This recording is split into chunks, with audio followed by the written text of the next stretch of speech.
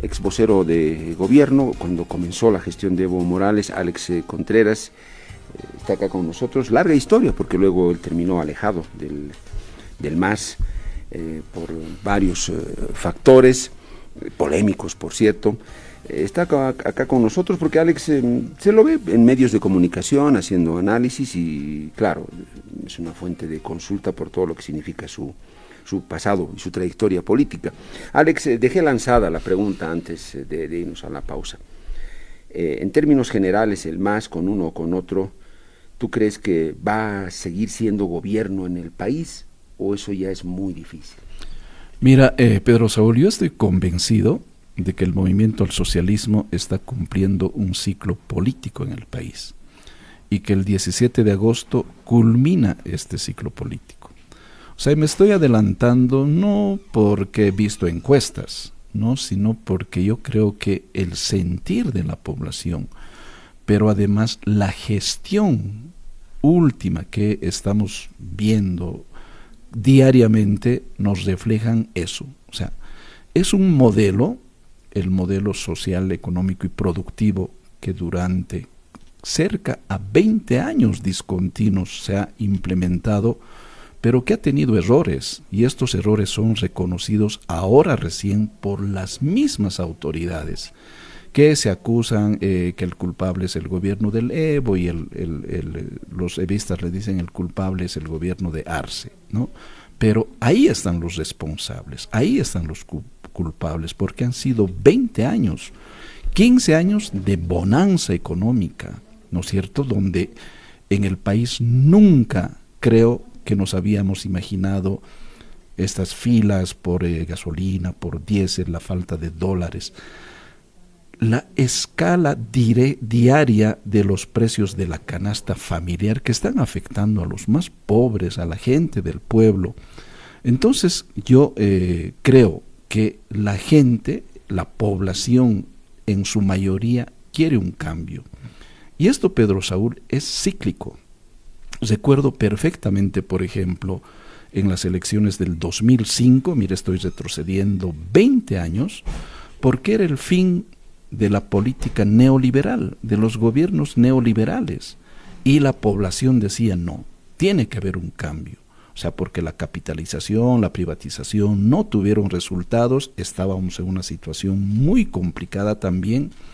Entonces aparece no solamente la figura de Evo Morales Ayma, sino creo que un movimiento indígena, campesino, originario, popular en el país que presenta propuestas nuevas, muy diferentes a las que en ese momento estábamos viviendo. Entonces, para mí es decisivo, es clave que los precandidatos que ahora existen, que van a competir en las elecciones de agosto, presenten al país alternativas a esta crisis, a esta situación.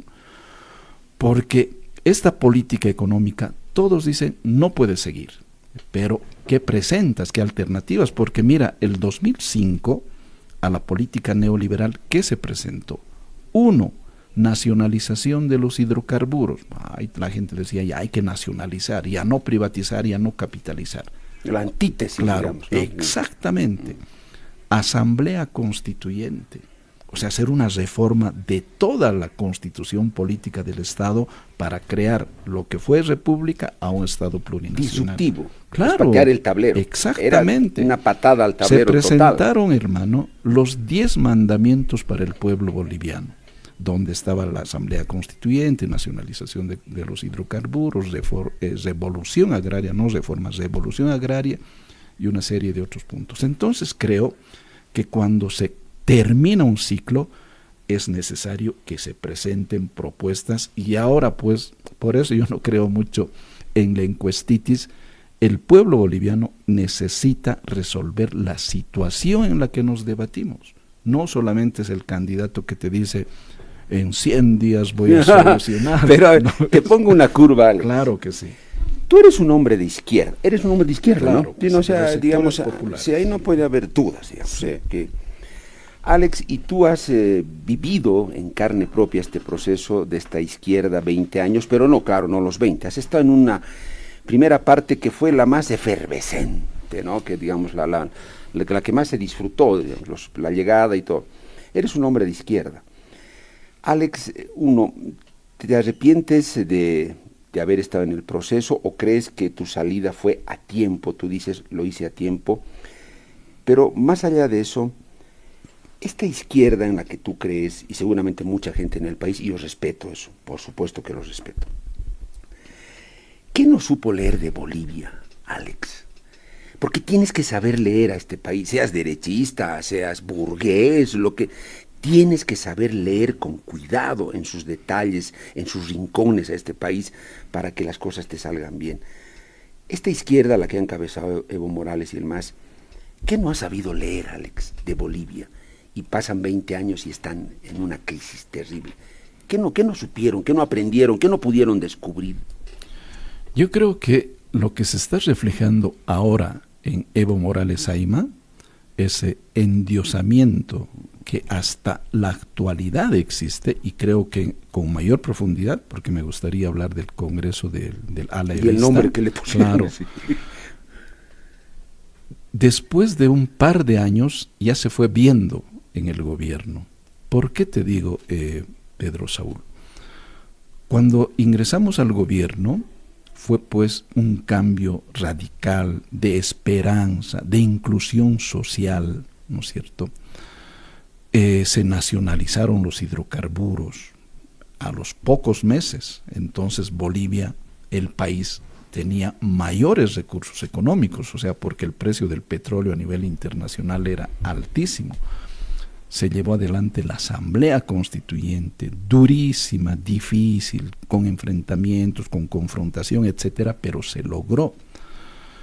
Y creo que el problema radicó, bueno, en realidad es un problema que también tiene su responsabilidad la población, ¿no es cierto? Primero ingresamos con 54% de votos, o sea que es un nivel alto, mayoría.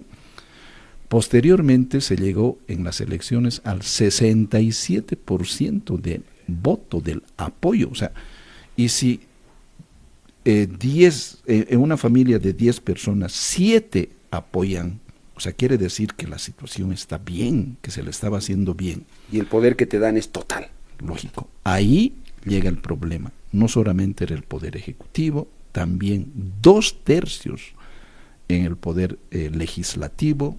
Se toma el control del poder judicial, del ejército, de la policía, absolutamente de todo el poder. Entonces, el jefazo se le endiosa, discursos por aquí, movimientos sociales prebendalizados, dirigentes comprados, todo el poder para Evo. Entonces, cuando tienes el poder total, yo he comprobado que es un peligro. Para cualquiera. Claro. Más allá que sea derecha, izquierda. No, para cualquiera. Bueno, porque esa es una gran precisamente es una gran conclusión. La gente, o sea, esa persona empieza a cambiar. Desde detalles sencillos, o sea, yo te digo desde la humildad que tenías, desde la amistad que tenías, desde tus principios y valores que tenías, entonces tu origen de vida incluso comienza a alejarse en la distancia, hermano, Alex. O sea, y ves el mundo desde otra óptica, y lo que en un principio te parecía mal, ¿no? O sea, para vos es el pan de cada día y lo haces cuando quieres. Por eso dicen, Alex, que cuando llegas al poder y estás mucho tiempo, terminas queriendo y amando lo que aborrecías. Realmente. ¿O no? Claro, porque además cambias, te transformas. El poder emborracha. Droga. ¿No? Entonces eres otra persona.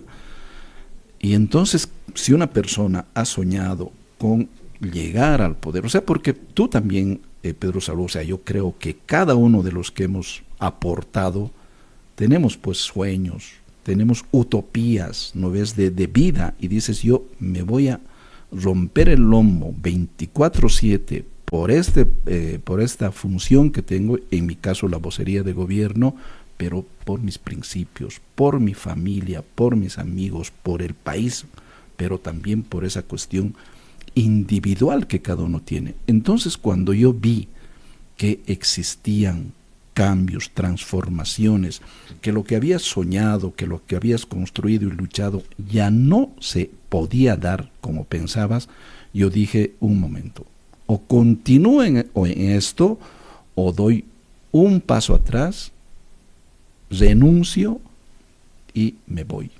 Nadie creía en un principio Pedro Saulo, o sea, porque a mí me han dicho que era la persona de confianza, la mano derecha de Evo. Sí, sí, sí. Yo he tenido una vivencia antes de llegar al gobierno con Evo, de mucha amistad y sinceridad,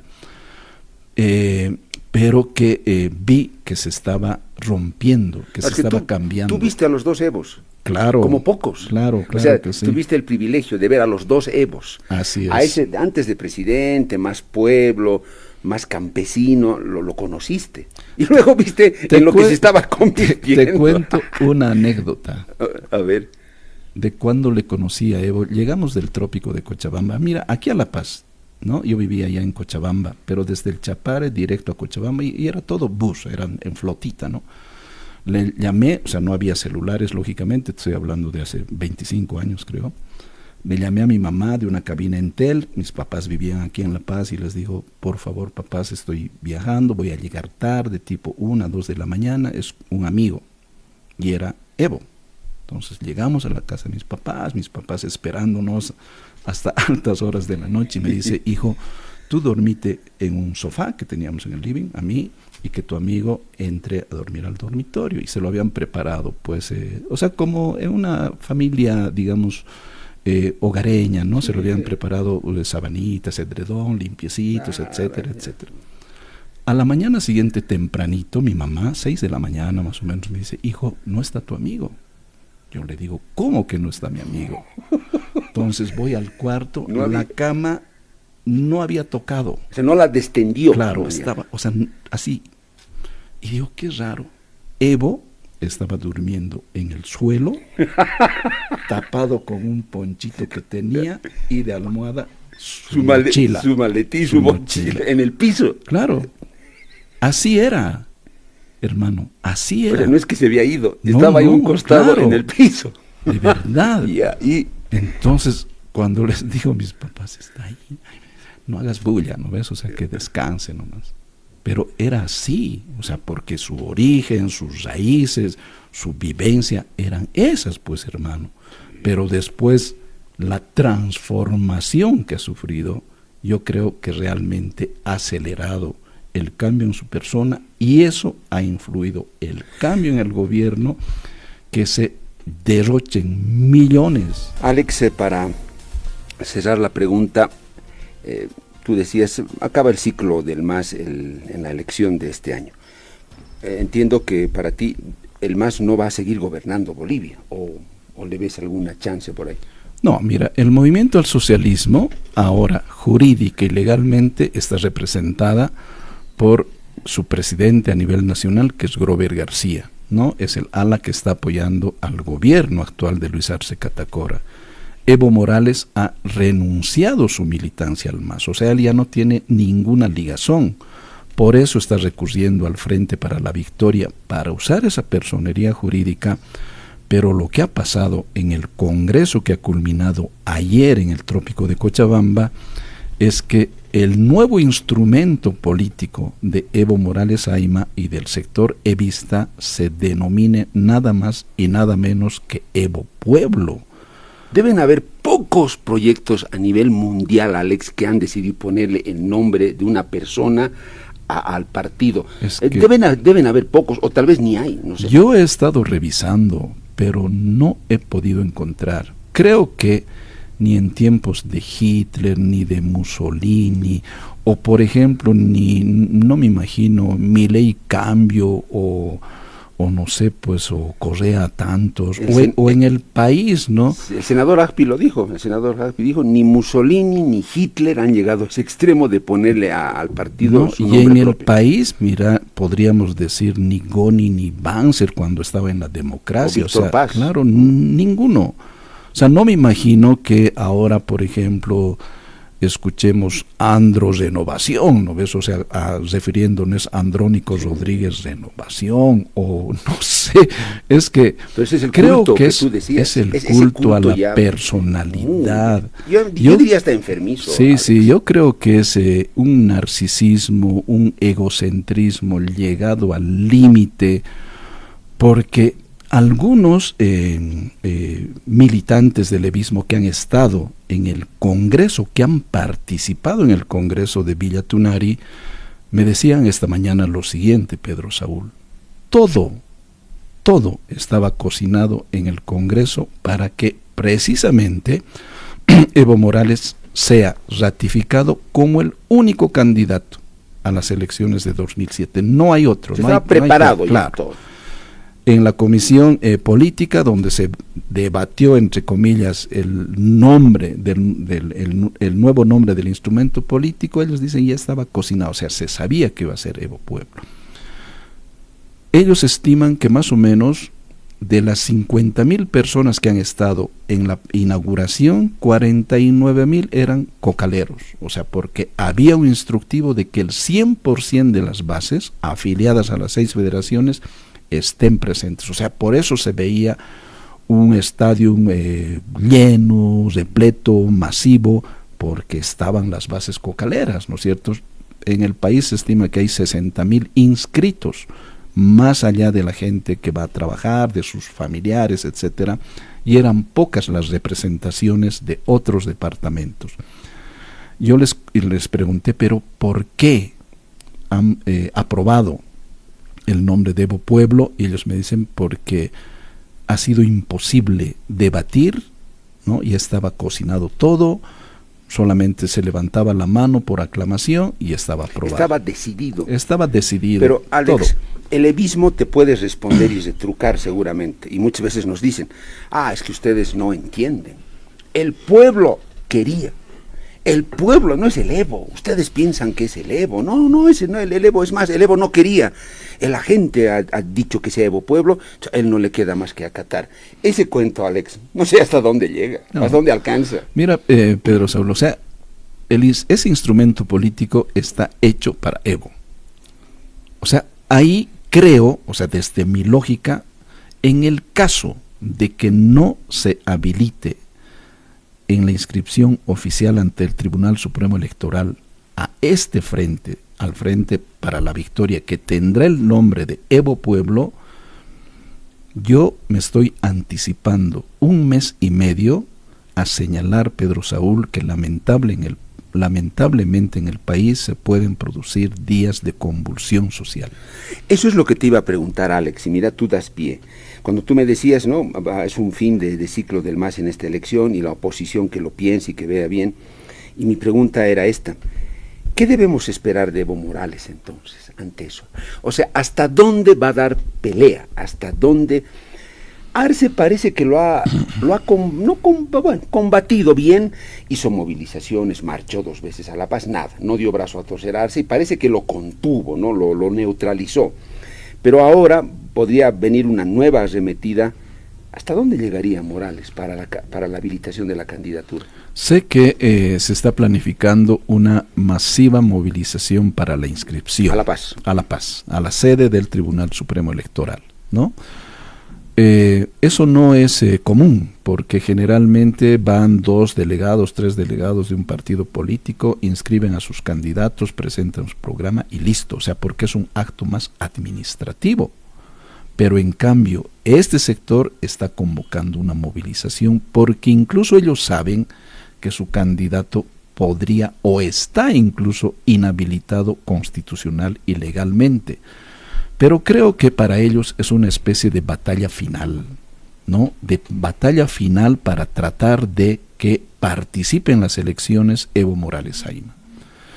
Y por eso yo te digo, Pedro Saúl, en el caso de que lo inhabilitarían, o sea, hasta parecería ilógico que cualquier ciudadano, ¿no? Que cualquiera, que José Pérez participe por la sigla Evo Pueblo, ¿no es cierto? O sea, porque eso está diseñado para la candidatura de Morales, y por esa razón Creo que este es un gravísimo error político, incluso para los movimientos sociales, para los pueblos indígenas, campesinos, originarios del país, porque están haciendo ver lo que no querían ellos ver.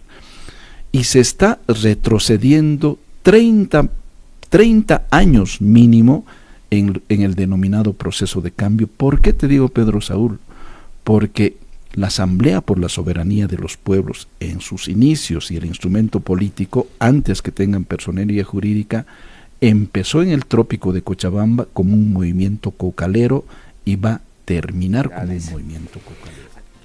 Alex, claro, algunos dirán, no, ¿y por qué hablan de él? Pues es que hay que hacerlo, es una ficha en el tablero importante, Andrónico Rodríguez. Yo no sé, Alex, si Andrónico en este momento es víctima de un plan para desacreditarlo y fundirlo y socavar su imagen, o es que Andrónico realmente se está animando a ser candidato. Omar Aguilar, que tú lo conoces, ex senador del MAS, él decía, yo le pongo la firma, que Andrónico está moviendo algo, políticamente no está quieto, se está moviendo. Alex, ¿dónde lo pones? ¿Qué está pasando con Andrónico? ¿Él quiere, él no quiere?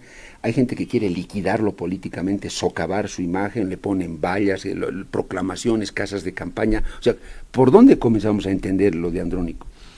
Bueno, primero por el último mensaje que él ha enviado para no asistir al Congreso de Villatunari. No es poca cosa. Claro, donde él aduce problemas de salud. No.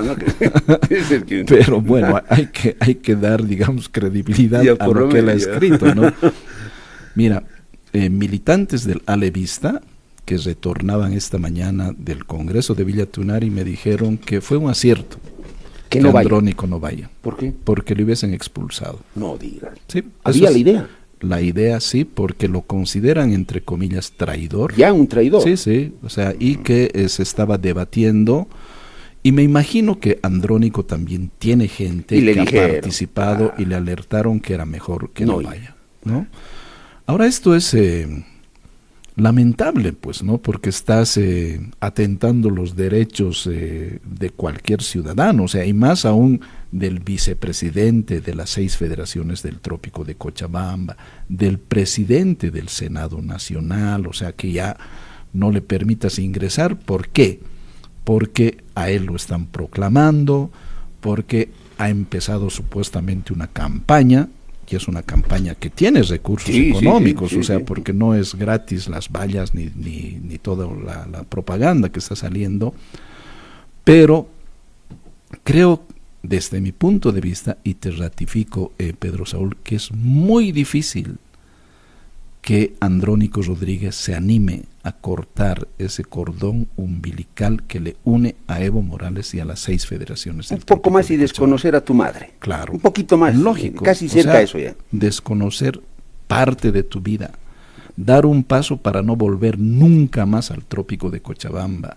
Dejar tu chaco, tu casa y parte de tu vida para que lo quemen, para que te lo deshagan y para que te expulsen, ¿no? Entonces, y parece que estuviéramos exagerando, pero esa es la realidad del Trópico de Cochabamba, y por esa razón yo dudo que Andrónico Rodríguez se anime a dar un paso con cualquier otro frente político. ¿Tú no crees que va a ocurrir eso? No creo. ¿Y las vallas, las casas de campaña que le están abriendo? ¿Quién? Por eso, ahí yo creo que existen intereses políticos ajenos a Andrónico Rodríguez y contrarios a Evo Morales Ayma. En el supuesto... A ver, eso está bien interesante. A ver, dale, ¿cómo lo explicas? A ver. O sea, yo entiendo de que existen intereses subterráneos en la supuesta candidatura de Andrónico Rodríguez. ¿Para qué? Para hacer ver de que él es el candidato de la renovación ante la candidatura de Evo Morales Ayma, ¿no? Si quieres, el heredero, y por tanto a él lo jubilas, y el que hereda todo el poder sería Andrónico Rodríguez. Pero las bases, y más aún que han participado en el Congreso, han ratificado que no hay otro candidato. O sea, no se puede hablar ni del plan A, ni del plan B, ni del plan C. El plan A es Evo Morales, y por esa razón, Pedro Saúl, yo considero que podrían originarse problemas sociales y políticos en el país a mediados de mayo. Pero qué maquiavélico, Alex, si es así, qué mente, ¿no? O sea, matas dos pájaros de un tiro. O sea, le pones la sombra a Evo, que lo están logrando y se muere de bronca y todo, y los divides. Y al otro lo haces ver ante las bases de Evo como el gran traidor. Y les hiciste daño a los dos. O sea, pero entiendo ahí tu lectura, más o menos. El juego del poder, lamentablemente, es ese, Pedro Saúl. O sea, bueno, cuando tú estás en el poder, o sea, no quieres dejar la mamadera del poder. O sea, es muy difícil. Por eso cuando yo escucho aún voces de que Luis Arce Catacora se animaría a ser candidato teniendo el 1 o 2% de apoyo en cualquiera de las encuestas, incluidas las de ellos, o sea, te dices, ¿por qué? O sea, ¿por qué te puedes aferrar al poder de esa manera? A pesar de tener todo en contra. Claro. O también cuando conoces que constitucionalmente estás inhabilitado, o sea, ¿cómo te animas a crear tu instrumento político que se llame Evo Pueblo? O sea, esas son los dos extremos, digamos, de lo que dos está... obsesionados, ¿no? Claro. Arce en un lado, Evo en el otro. Pero te lanzo una, Alex. Bueno, yo sé que vos sabes mucho y no me quieres decir todo. Pero sabes muchas cosas, Alex. Digamos que Arce tiene lucidez, sensatez, y ya no voy a ir porque no da. Ese denominado arcismo, ese más que ahora lo controla Arce, ¿a quién va a poner Alex de candidato? O sea, ¿a quién? Muchos decían, no, el arcismo está queriendo conquistar y seducir a Andrónico.